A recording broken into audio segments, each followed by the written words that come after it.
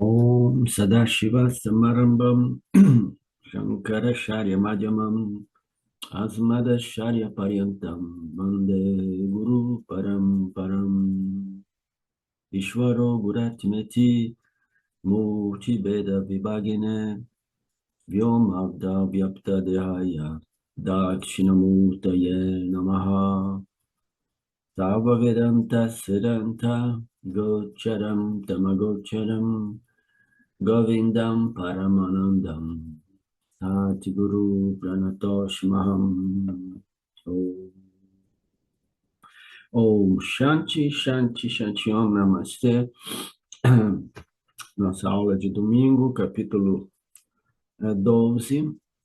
Né? Nós estamos próximos de concluir o 12 e entrar no último terço, na terça parte do Gita, que é uma parte muito bonita, muito bacana e diferente, né?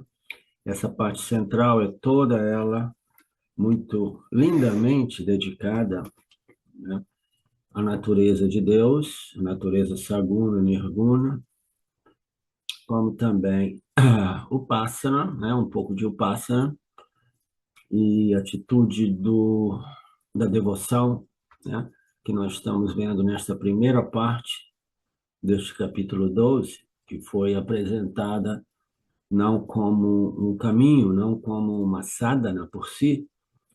O Swami, de vez em quando, coloca um nome usado, né? Mas eu acho que é mais preciso dizer é uma atitude emocional usada, né? Que tipo de emoção? De gratidão, de devoção, de apreciação, de contribuição, de reconhecimento, né? De que eu devo tudo a Deus. Deus não somente me cria, mas ele me sustenta de momento a momento através de sua inteligência suprema. Então, nós estamos vendo essa parte da devoção como uma atitude que deve acompanhar todos os estágios no nosso desenvolvimento espiritual, né? Então, isso nós desenvolvemos um pouco mais, né? Eu permaneci mais parado nisso, né? Explorando mais, indo mais a fundo em tudo isso, porque eu considero esse tema extremamente importante. Extremamente importante.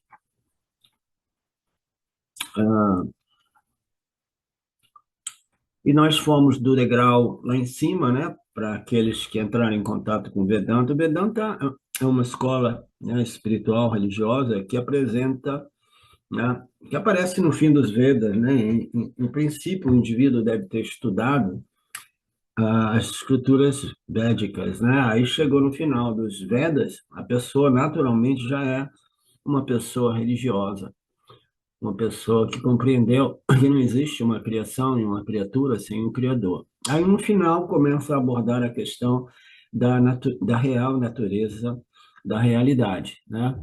Então, o Atma, o real Deus, né? A natureza do real Deus, que é o Nirguna Atma, que é a única realidade, portanto, é o mesmo Atma de todos os seres vivos, né? É a nossa divinidade, ou divindade, né? Então, nós vimos tudo isso vindo lá de cima até embaixo. Então, nessa aula de ontem, nós chegamos à parte mais lá embaixo, e não tem nada de inferior ou superior, é simplesmente um fato pragmático, né? Não, eu preciso de lidar com uma divindade espiritual, né? E então eu estou no segundo nível, mas ainda assim a minha vida é um corre-corre, a sobrevivência está difícil, eu não tenho tempo, né? E nem tenho a qualidade mental, emocional de dedicar as minhas ações a Deus, lembrando que tudo é só Deus e aceitando os resultados com prazer. Eu não consigo nem quase, já é difícil para mim observar o Dharma, né? Então, eu não tenho tempo para fazer pujas e rituais e cerimônias a Deus, tem tempo para nada disso. Então, nesse último grauzinho da escala, é dito que o indivíduo ainda assim tem a possibilidade de ser totalmente materialista, totalmente egocentrado, porque ele faz coisas para seu interesse próprio e o interesse dos seus familiares mais próximos, né? Então, é o tal do Sakama Karmi, né? O Sakama Bhakta, o Sakama Upasaka, né? Ele está fazendo coisa, ele não é um Upasaka, desculpa, tá? Ele não tem nenhuma entrada no campo da Upasaka, ele está ainda no nível de ação física, né? Envolvimento físico, muito dinâmico, correndo atrás para sobreviver. Então, é recomendado que, neste nível, o indivíduo, pelo menos, consiga observar a Dharma, tá? Observe o Dharma, faça tudo para você e sua família, e comece a compreender que você não tem o controle de tudo, e comece a aceitar os resultados como praçada, né? Então, o que que significa aceitar os resultados como praçada? É aceitar os resultados, né, com um certo equilíbrio, sabendo que é sempre uma oportunidade para nós crescermos e a vida é feita de circunstâncias favoráveis e desfavoráveis, de prazeres e dores, de vida e morte, né? Então você vai aceitando tudo isso, muito embora as suas ações sejam ações niskama, né? Sakama, de interesse pessoal, né? Mas você faz um esforço para observar o Dharma. Então, uma pessoa que está fazendo esforço para observar o Dharma é uma pessoa que já vive, né, com Deus, né, Deus incluso, né, incluído na sua equação de vida, porque senão existem leis e princípios de Deus que governam este campo de interação e eu preciso observar. Por qualquer motivo, eu preciso ouvir dizer, e eu creio que eu devo observar tudo isso, seja por medo do inferno, né, no âmbito da religião mais cristã, né, ou por medo de acabar numa loca muito difícil, né. Então, o indivíduo ele quer observar o Dharma e significa, né, fica subenteso que o indivíduo compreendeu que existe um Criador. Então, pelo menos o indivíduo não é simplesmente 100% materialista, né? Então, isso para fazer um gancho da nossa aula de ontem para hoje, e nós vimos que Krishna abordando, Swamiji abordando, né? Essas ações sakamas, elas são para o meu próprio bem, dos meus membros. Já o Niskama, as ações de Niskama, né, elas têm um interesse, tem sempre um interesse próprio, mas o interesse do benefício do campo, dos outros seres, né? Então, isso vai produzir, indiscutivelmente, mais e mais pureza mental.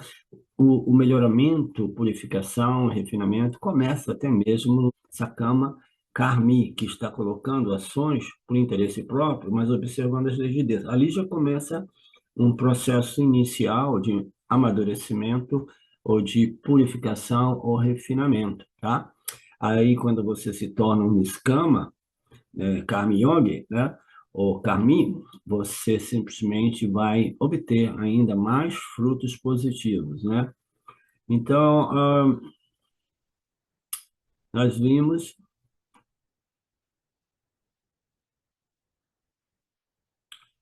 aqui eu já falei sobre isso, essa passagem, as pessoas estão no corre-corre, não tem muito tempo para religiosidade, e algumas das pessoas buscam a espiritualidade sem religiosidade, que é uma ficção. E nos próximos textos, a Krishna vai abordar isso num verso muito interessante, que é o verso 11 ou 12, 11, 11, eu acho, não sei, não lembro. Então tá. E Krishna diz, não tem problema, se você está no corre-corre do samsara, tem muitos desejos ainda te atraem, ainda te seduzem, né? Então, corra para realizar os seus desejos e evitar aquilo que você não deseja, tudo bem, é parte do processo humano, nada de errado, né? Não se sinta mal, saiba que o início deste processo de elevação espiritual é sempre ali, né? É no samsara, você está correndo, você começa a sentir que tem alguma coisa errada com essa experiência humana, com o modo como nós vivemos, né? Deve existir alguma coisa diferente. Pelo menos foi assim para mim quando eu acabei abandonando a minha profissão quando eu era jovem, né? E me tornei um hippie espiritual, como eu costumo dizer, né? Então, as pessoas, no início, a gente se encontra nessa situação. Naquela época, eu não tinha contato com as escrituras védicas, então eu não pude compreender o Karma Yoga como o melhor modo, mais eficaz, o mais natural, né, para nós iniciarmos esse processo de purificação e elevação espiritual. Eu não tinha contato, então eu caí na malha dessas sugestões de meditações que não inclui o conceito de Deus, o Criador. É simplesmente, como eu costumava dizer, a meditação é um esforço para me controlar o meu estado mental de modo que eu possa me sentir um pouco melhor, né? E com o tempo a gente vai desenvolvendo uma certa capacidade, mas a gente vai ficando frustrado, dependendo do nosso grau de honestidade com nós mesmos, porque no momento que você suspende os esforços de manter aquele estado, a sua mente se modifica e a mente problemática volta exatamente como era antes, entendeu? Criando agonia, ansiedade, medo, desejos, expectativas, frustrações, toda a problemática do samsara. Uma mente problemática é uma mente samsárica. A meditação como meio de suprimir todo aquele material, né, ignorante que produz a doença do samsara é uma solução muito rudimentar, temporária, e que a maioria das pessoas que entram no mundo da meditação, como eu fiz, né, a gente, mais cedo ou mais tarde, a maioria nem consegue meditar. Aqueles que conseguem meditar porque são pessoas muito insistentes, como eu era, depois de 10 anos, 15 anos, aí ela, depois de ter conseguido meditar, vem a frustração de que aqueles estados não são mantidos, eles se modificam sempre, né? Depois que você suspende os seus esforços. Então, eu expliquei para vocês ontem, é por isso que eu desenvolvi uma atitude negativa a respeito da meditação, e esse Bhagavad Gita tem sido uma bênção para mim também, porque eu pude rever aquela minha atitude negativa e compreender melhor ainda o Vedanta, né, os Vedas e o Vedanta, e compreender de modo mais adequado, né, o valor da meditação. Mas a meditação só tem um valor se ela for uma meditação religiosa, espiritual, na qual o objeto de meditação é um símbolo de Deus. Se não tiver nesse contexto, tem pouco valor, entendeu? É sempre um esforço de querer controlar sua mente, controlar sua experiência, que no final o cara desiste, entendeu? E fica perdido. Eu tenho contato com pessoas, inclusive o famoso marido da minha primeira esposa, mandou coisas para mim, né? Eu fico às vezes com dó. As pessoas estão perdidas numa floresta de misleading concepts and notions, né? Conceitos e noções enganosas, e as pessoas estão lá por 30, 40, 50 anos, e elas jamais vão se resolver, jamais elas serão beneficiadas, porque elas estão perdidas numa floresta de conceitos enganosos que conduzem a mais e mais confusão, muitas delas complexas confusões nos dias de hoje, misturando anatomia com física quântica, com AI, com uma confusão horrível, as pessoas estão perdidas, né? Por quê? Porque, como eu não tive o privilégio de entrar em contato com as escrituras védicas vedânticas, né? Então, a meditação é importante, é muito importante, e ela serve aquele propósito que nós já sabemos, né? De focar a mente, expandir a mente, de sutilizar a mente, na medida que o meu objeto de meditação é sempre mais sutil, sempre, né? Associado à natureza de Deus. E neste processo, o indivíduo cresce, né? Mas aqui nós estamos falando dos degrau 2 e 1, nos quais o indivíduo tem uma mente tão ativa, tão rajásica, tão extrovertida, que ele não tem nenhuma capacidade de sentar e meditar. Parece que tem uma amiga minha que se afastou do Vedanta, etc., que ela dizia que ela tinha uma mola na bunda. Se ela tenta sentar para meditar, a mola aciona e ela, bum, ela levanta e começa a fazer coisas, né? Então, a maioria das pessoas tem essa mola na bunda e não consegue sentar para fazer quase nada. Então, neste caso, o indivíduo ativo, ele deve aprender a observar o Dharma e reconhecer Deus como aquele que nos concede tudo, que nos mantém vivo, e assim nós começamos esse processo de crescimento espiritual. Qualquer desejo que você tenha, ok, realize ele. Tá? Os desejos não realizados, eles permanecem lá sabotando o seu esforço de meditação, seu esforço de desenvolvimento, porque existem obstáculos subconscientes, desejos suprimidos, tá? Isso é importante a gente compreender.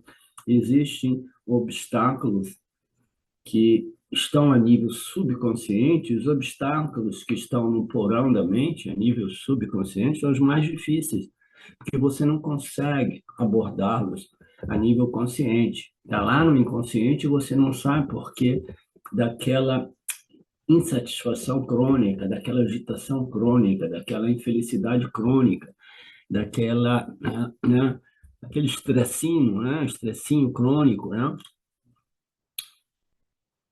Então, os desejos, eles não precisam ser realizados, todos eles, mas eles não podem ser reprimidos, né? E eles permanecem na mente, sabotando, porque eles representam obstáculos subconscientes. Ontem nós tocamos nesse tema, né? E aí eu levantei uma questão para vocês. Então, se a gente não pode suprimir e, ao mesmo tempo, é inútil a gente tentar realizar todos os desejos, porque cada desejo realizado, né, faz emergir o próximo desejo nesta lista, né? Então, o Swami Shimaya costumava dizer, né, que você tem 10 desejos, aí você vai realizando um. Quando chegou no 10º, você encontra outros 30 que já vieram à superfície da sua mente, né? E você, eu não lembro bem, mas ele fazia uma equação matemática que provava que, enfim, que é impossível você realizar os seus desejos.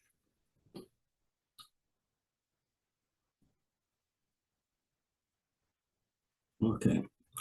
Uma passagem do capítulo 3 do Gita, verso 6, Krishna 6, Krishna diz, tendo restringido os órgãos dos sentidos, aquela pessoa iludida, os órgãos dos sentidos e os órgãos da ação, aquela pessoa iludida que permanece mentalmente focada nos objetos sentidos, é chamada de hipócrita, né?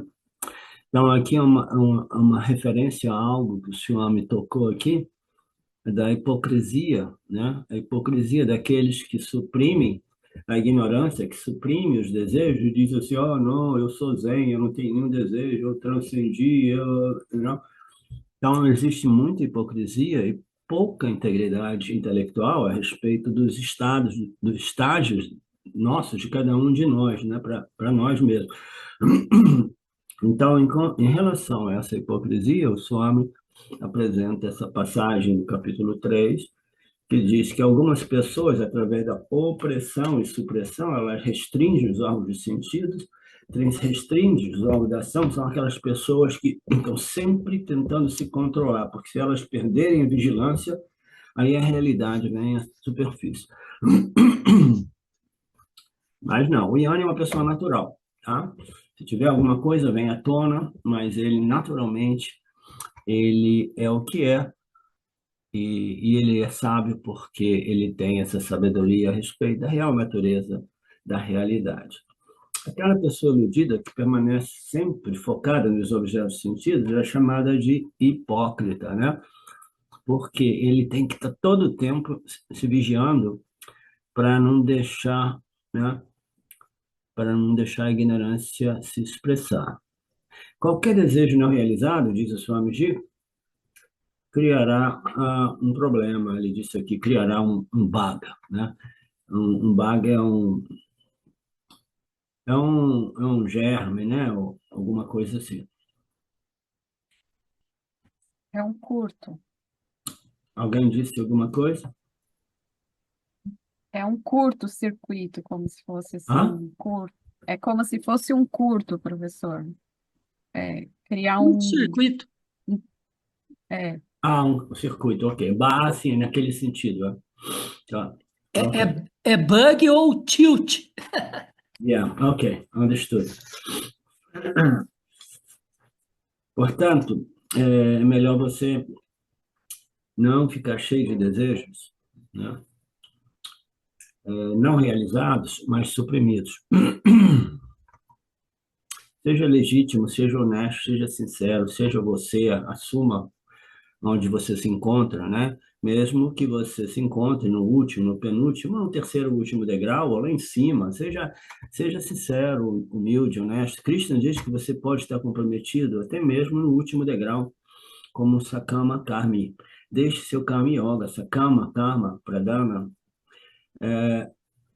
deixa que ele seja o início da sua prática espiritual.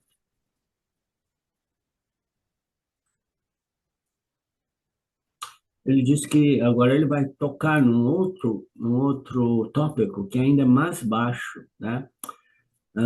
Que o Swami vai ler aqui é o último verso, que é o verso 11, tá? Eu, ah, a minha tendência seria passar por cima disso, porque se você não for capaz nem mesmo de observar o Dharma enquanto muito ativo, né? Muito rajásico, muito dinâmico, correndo atrás dos seus desejos, sem se importar com o benefício para os outros seres e o meio ambiente, né? Se você for uma pessoa totalmente, não for nem mesmo capaz desse primeiro nível, né? De reconhecer Deus e de fazer ações egoístas, egóicas, né? Para você mesmo, observando ou fazendo esforço, observando. Se você não for nem mesmo capaz disso, né? Então, adotando a adoração, renuncia aos resultados de todas as ações com autocontrole. Então, não talvez seja essa parte que o senhor vai abordar uma coisa um pouco estranha, mas aqui ele está dizendo: se você não for capaz de observar o Dharma, você faça um esforço para renunciar à noção de controle a respeito dos resultados de suas ações, né? Seja autocontrolado e saiba que você não tem controle a respeito do seu destino, né? Qualquer pessoa inteligente sabe que, né, a vida vai acontecendo e vão abrindo novos portais de direções, né, de trajetórias em nossas vidas. A gente nunca sabe realmente onde, a gente nunca sabe se a gente vai estar vivo ou morto no próximo minuto. A gente pode ter um pripocô, se eu me lembro bem, né, e deixar o corpo.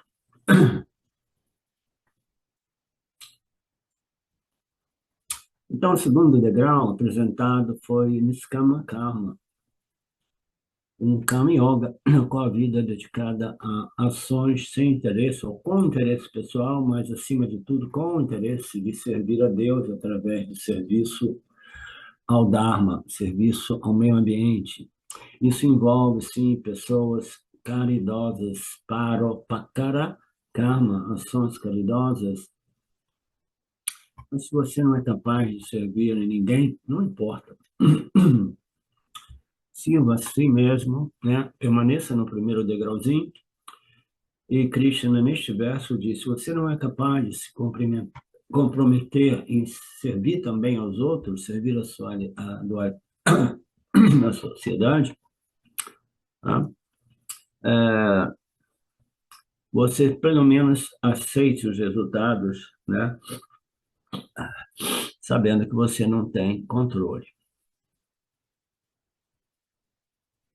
E aí ele diz, Shankaracharya diz em algum lugar, em algum dos seus comentários, ele vai muito além do que foi dito. Então foi o Shankaracharya que abordou uma questão estranha.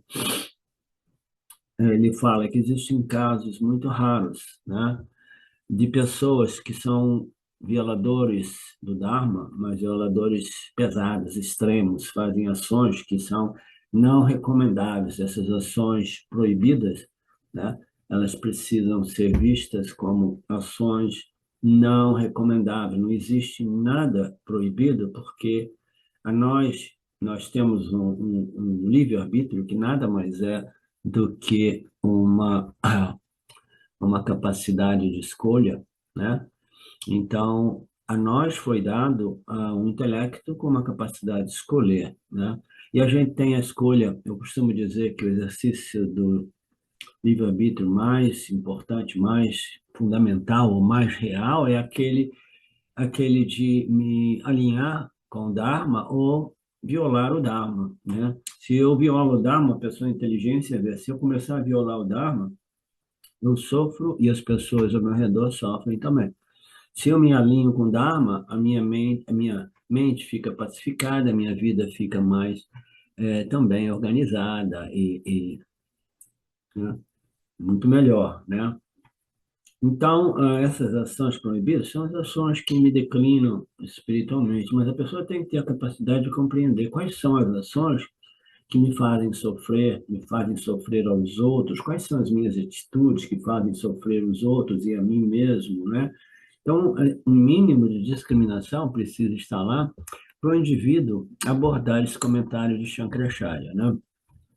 Então, se você é uma pessoa indiscriminada, que você faz ações em violação ao Dharma, essas ações que irão declinar a pessoa espiritualmente, psicologicamente, Shankaracharya diz, tudo bem, se você está nesse nível, você não consegue não violar o Dharma, né? Você pode até ter chegado num ponto de fazer sacrifício de animais em rituais que são rituais satânicos, né? Existia, né? Nas culturas, a gente vê esses filmes antigos, principalmente nessa moda que teve dos vikings, né? Então, existia a ideia de sacrifício de animais e até mesmo de sacrifício humano aos deuses, né? Então, são conceitos muito doidos, né? Então, ele diz, tudo bem, mas se você é uma pessoa que faz rituais adármicos como esses, que pelo menos você faça oferecendo a Deus. Esse é o conceito doido, entendeu? Se você chegou ao ponto de ser violento, chegou ao ponto até mesmo de fazer rituais de sacrifício, né, de animais, que você pelo menos ofereça aquilo a Deus. Não faça simplesmente para você se esbanjar, isso, aqui. Que seja um sacrifício dedicado a Deus, como assim, eu estou dando aqui as minhas ovelhas, estou dando isso e aquilo, eu estou dando meu filho como um sacrifício, mas eu ainda assim penso em você, o Senhor, o Criador, né? Então, esse é um comentário estranho que o Shankaracharya aborda um pouco. Ofereça tudo a Deus e gradualmente você vai sair daquele nível de violação dármica que envolve o sacrifício de animais e de seres humanos. Tá? Esses são rituais muito tamásicos, né? E ele diz que alguns desses aparecem nas escrituras védicas ou outras escrituras, não é védica não, são outras escrituras, não sei aonde, não creio que seja nos Vedas. Sacrifício nos quais pessoas eram induzidas a tomar alguma droga, álcool. Mas qualquer coisa que você faça que seja negativo para você e para os outros, faça isso, né, como um puja, como um ritual de oferenda a Deus, né? E gradualmente você vai sair daquela situação tamásica muito difícil.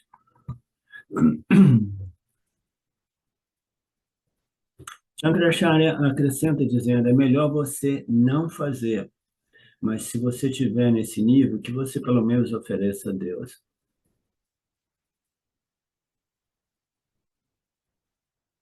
Então, quando você está fazendo essas ações egóicas, autocentradas, interesse somente pessoal, sakama, karma yogi, né? Qual deve ser a sua atitude?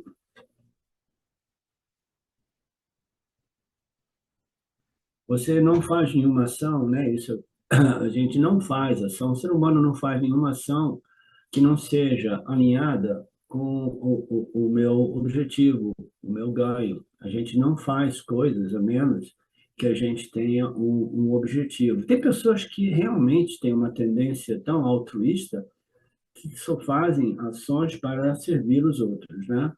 São algumas tendências de algumas pessoas, né? Mas, em geral, um ser humano vivendo neste mundo, né? Se ele não tem essa tendência caridosa muito... É uma coisa que você traz de vidas passadas, eu diria. Então, você faz ações em harmonia com o objetivo seu, o que você quer, né, obter, né?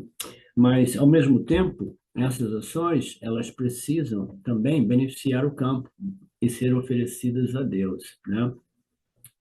Então, uma pessoa que só faz sacama ações, né, ela é egoísta, ela só faz por interesse próprio, sem nenhum interesse em beneficiar o campo, né? Então, ela faz tudo isso, né, sabendo que a observação do Dharma vai iniciar a produzir uma certa pureza mental, mesmo que seus objetivos sejam ganhos mundanos e pessoalmente interessados. Você, devagarzinho, você vai começar a dedicar essas ações a Ishvara, e aí a sensibilidade vai crescendo, aí você vai começar integrar, incluir o benefício dos outros também como resultado de suas ações, né?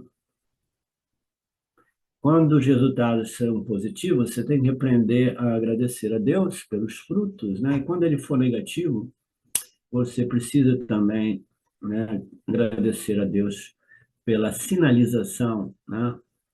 Sinalização, oportunidade de não rever algumas coisas.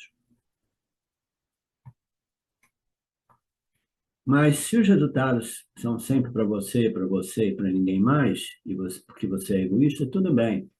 Inclua, curta o resultado egoísta, né? Mas ainda assim, né, agradeça a Deus. Gradualmente você vai aprender a compartilhar os benefícios, os frutos com outras pessoas também. Krishna dá um aviso importante aqui. Esse é muito importante. Quando a gente tem o benefício, né, o ser humano, quando... Diga, Betânia. Oi, professor. Bem polêmico esse trecho, né? Porque o que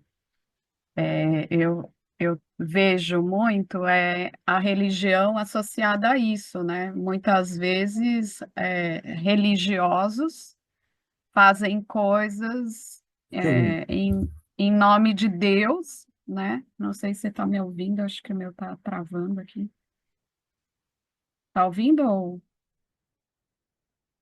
Sim, é o professor que travou? Eu estou Deu uma ouvindo, travada. Betânia, Agora eu Ah, perfeitamente. tá.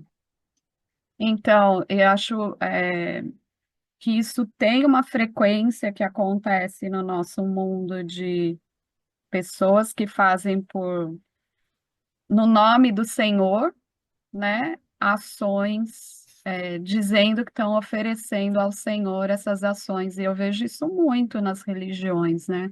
Acho isso, enfim, não sei se nem purifica alguma coisa. Enfim, estou É, trazendo aqui porque eu acho um sim, pouco sim, tem muita polêmico. hipocrisia, falsidade em tudo isso, né? Mas é por isso que eu não quero entrar muito no mérito dessa abordagem de Shankaracharya aqui, mas o ponto de ser entendido, Betânia, é que, seja o que for, que o indivíduo ainda assim observe o Dharma, né? E se ele não consegue observar o Dharma, né? Que ele, pelo menos, ele possa aceitar os resultados, entendeu? Compreendendo que ele não tem controle do seu destino, né? E se as ações são as ações extremamente adármicas, like that, daquele modo, que seja oferenda. Eu também não gosto nem de falar disso, eu não queria abordar isso, eu só abordei isso porque o Marcelo, ele traduziu isso muito cuidadosamente, e eu, por respeito ao Marcelo, eu tive que tocar nesse assunto, mas eu não quero abordar isso não, tá, Betânia?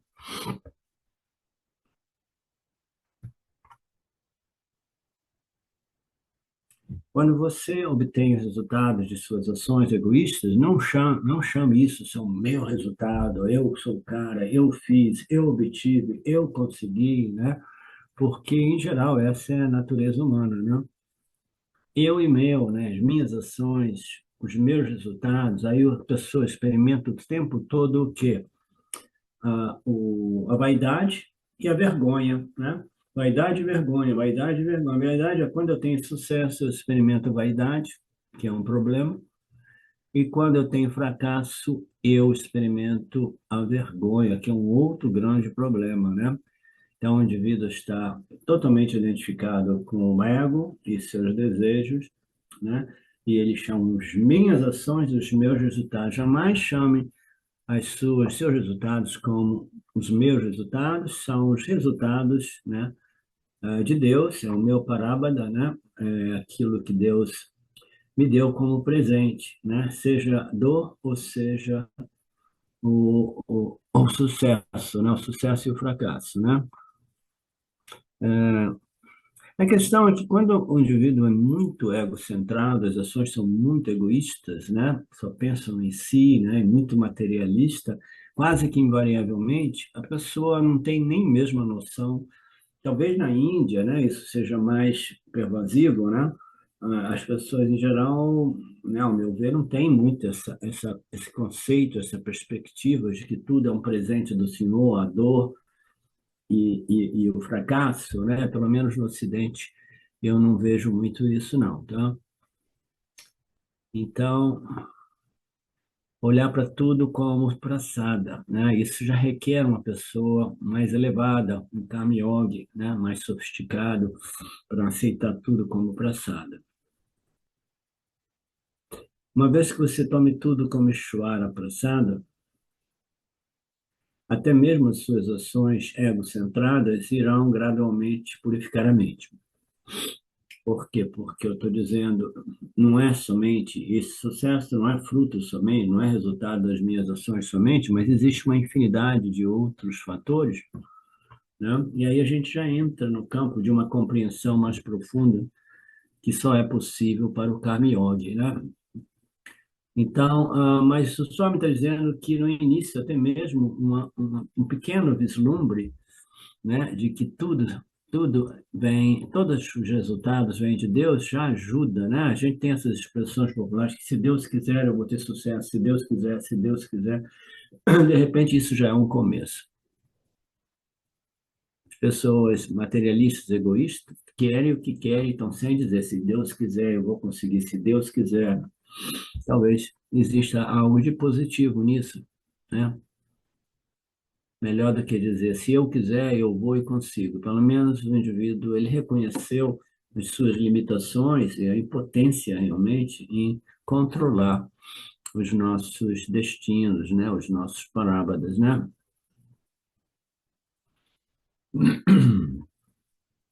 Então, isso vai ajudando a pessoa a compreender e receber os resultados como presentes do Criador. Seja o que você queira. Lá na Índia é muito interessante. Eu fui uma vez, a última vez que eu estive em Tiruvannamalai, aluguei um apartamento de uma pessoa que eu já conhecia e ele inaugurou a casa nova dele, me convidou a mim, a Silva, para ir lá, a festa de inauguração. Então, a cerimônia nada mais é do que alguns pujas e um monte de comidinha que ele oferece para os visitantes, né, para os convidados, e a ideia de que essa casa é a casa do Senhor, e nós estamos aqui fazendo uma cerimônia, né, de entrega dessa casa ao Senhor. Então, essa casa pertence ao Senhor e eu vou viver nela, né? Você não olha para a casa como a sua casa aqui, essa casa é dedicada ao Senhor, veio do Senhor, estou dando de volta para o Senhor. Essa era uma pessoa extremamente rajada, um homem de negócio, mas ainda assim com aquela atitude que parece ser parte integrante da cultura hindu.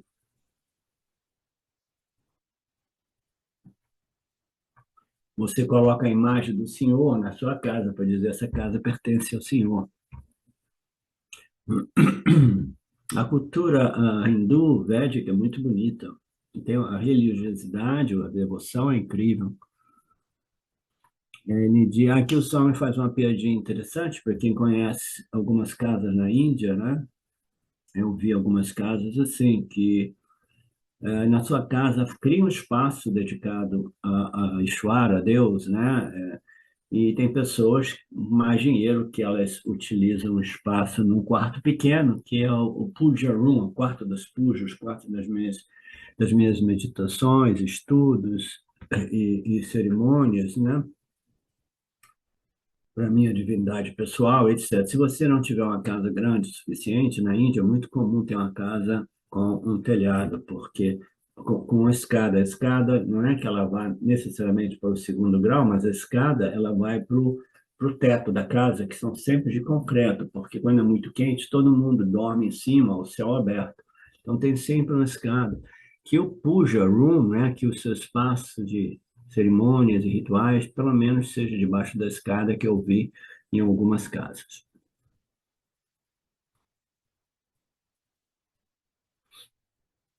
Que a sua casa seja um templo de Ishvara, concedido a Ishvara e recebido de Ishvara.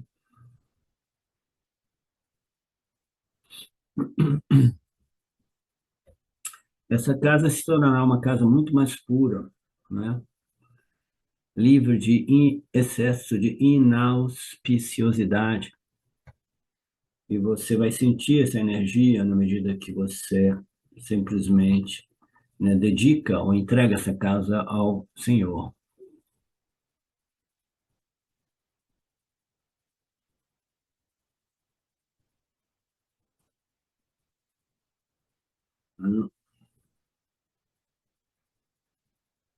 Uma pessoa que tem uma mente voltada para Deus, a natureza de Deus, e que reconhece, qualquer que seja o nível de compreensão, reconhece que tudo vem do Senhor e retorna para o Senhor, né?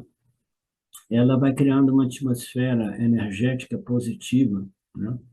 Eu vejo pessoas que falam, algumas pessoas falam comigo, pessoas do Vedanta Brasil, na verdade, principalmente uma pessoa que fala de forças energéticas, almas, né, espíritos do mal, que vem aqui, vai ali. É tudo uma questão de campo vibracional. Se você vibra com essa energia, né, a energia de devoção, de amor a Deus, a sua mente tem um campo, uma frequência de vibração que essas energias satânicas, essas forças do mal, não conseguem entrar. Tá? É tudo uma questão de energia, né? As locas é tudo uma questão de energia, os nossos estados mentais do dia a dia, cada dia, né? São representações de locas, né?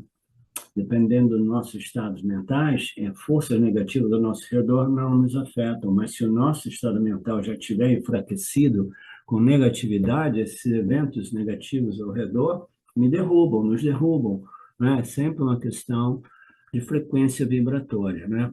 Então, uma pessoa que vive neste ambiente, né, religioso, devocional, né, observando Deus e suas leis, né, lembrando de Deus e agindo, né, em harmonia com as leis de Deus, elas criam um campo energético em suas casas nas quais forças do mal não conseguem entrar.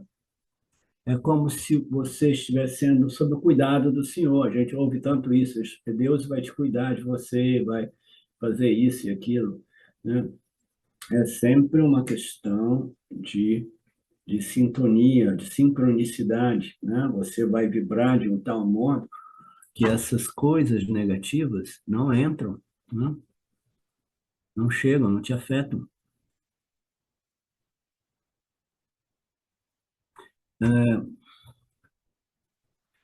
E essas pessoas que se referem aqui, elas não têm tempo para servir a sociedade, elas estão correndo atrás da sobrevivência, né? Então, a sugestão aqui é que o Karma Tyaga, a dedicação, Tyaga, que é a dedicação, os resultados, você sabe que todos eles vieram de Ishvara e você reconhece isso a Ishvara, né?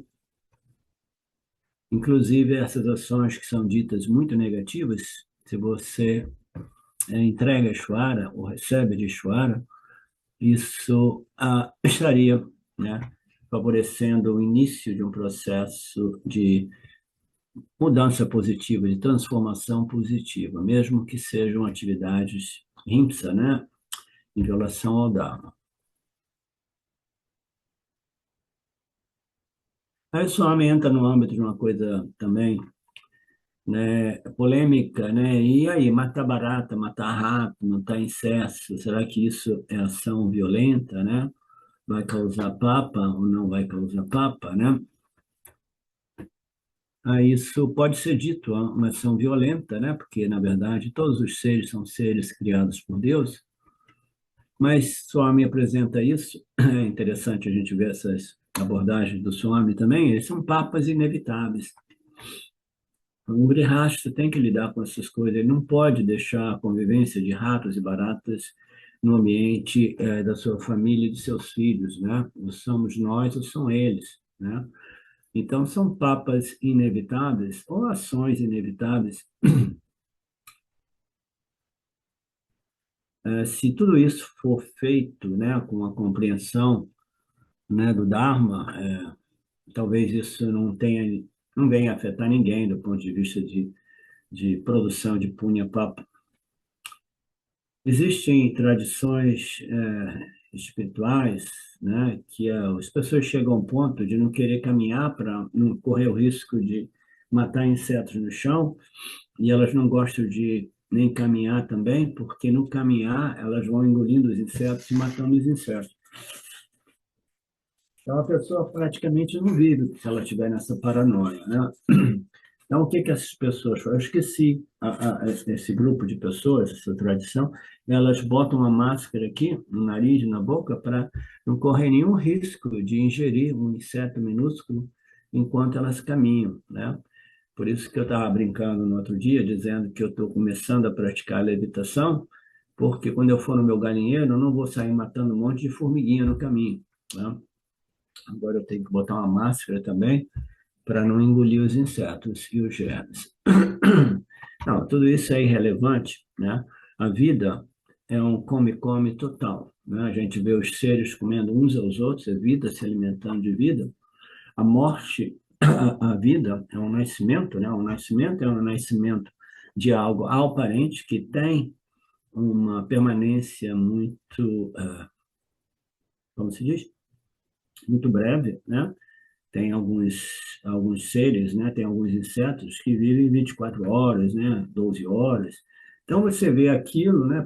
Tudo bem, mas ainda assim, a gente sabe que tudo isso, né? Existe no âmbito desta realidade Jagata, essa realidade mítica que aparece e desaparece, e se a gente precisa evitar o contato com determinados germes ou determinados insetos que são transmissores de doenças, não existe nenhum problema, nenhum papa em relação a isso. Principalmente se você lembrar que tudo isso, ó, Ishwara, desculpa que eu sei que é criação sua, mas não dá para viver com essa gente, não. Estou eliminando todas essas criações suas, tá? Essas criaturas suas, eu não consigo, né? Eu já botei. É legal, na minha casa eu tenho aquela tela contra inseto e mosquito em todas as portas e janelas, né? Então, outras pessoas têm problema de insetos e aranhas e outras coisas entrarem nas casas, aí tem que matar, né? Pelo menos lá em casa eu não tenho isso, né? Mas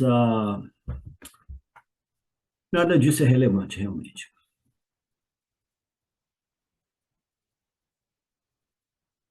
Então, se eu estiver no último degrau e eu começar a praticar, né, essa atitude de aceitação, né, e dedicação, aceitação e observação do Dharma, rapidinho eu pulo para o segundo degrau, né, e eu me torno um Niskama Karma Yogi, né?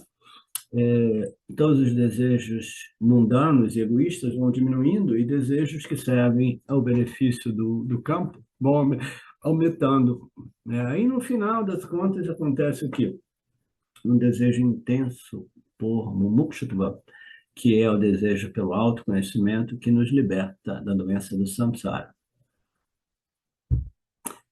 Se você chegar a esse nível de desejo, aí os desejos do mundo, eles não vão mais te atrair. Essa é a promessa, e eu posso assinar embaixo porque eu sei exatamente como é esse processo. O desejo pelas coisas do mundo vão diminuindo, diminuindo, diminuindo. O desejo por esta compreensão que realmente transforma, vai crescendo, né? E aí você vai se tornando o quê? Um extraterrestre vivendo neste mundo de samsara, né? Ninguém vai te entender, né? Ninguém vai te entender. Aqui me disseram, o que você está fazendo lá, isolado? Vem para cá, isso e aquilo, isso. Não, as pessoas não entendem, né? O que é uma felicidade que não depende de nenhuma circunstância externa.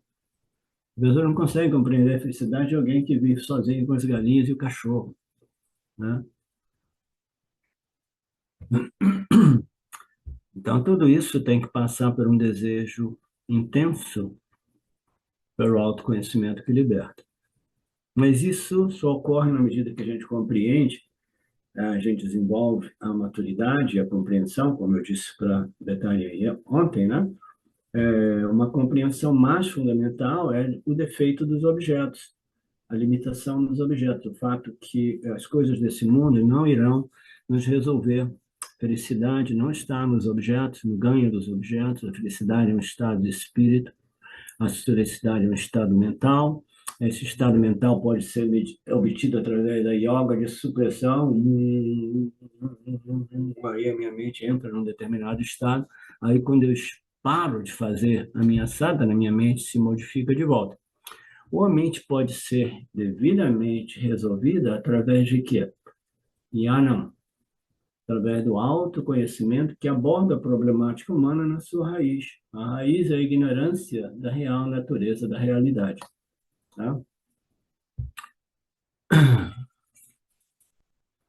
Então, na medida que esse mumukshutabam cresce, você vai transcendendo os desejos por ganhos finitos, limitados. Você compreendeu os defeitos de todos esses ganhos mundanos, não através da supressão, mas através da compreensão. A compreensão começa lá na base e vai crescendo, crescendo. Quando você chega no último degrau, a compreensão é mais difícil. Embora seja muito simples teoricamente, é muito difícil de internalizá-la e obtê-la diretamente, não academicamente.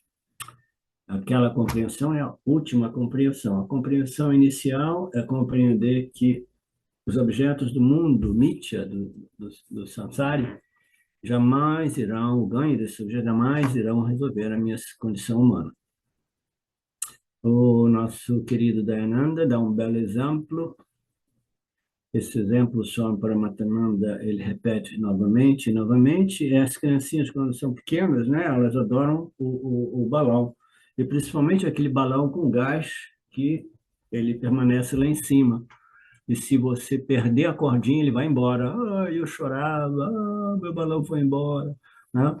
Então, as crianças, elas são enlouquecidas por um balão com gás, né? Muito importante. Mas depois de um determinado estágio na vida dessas pessoas, elas não têm interesse nesses balões com gás. Mas tem pessoas que são mais retardadas. Retardada é uma palavra difícil, mas elas são mais atrasadas, né? São pessoas mais atrasadas. Elas ficam presas nos balões até a idade de 20, 30, 40, 50, 60 e 70 e 80 estão agarradas nos balões ainda, né? Elas não desenvolveram uma compreensão a respeito da limitação de todo objeto de desejo, né?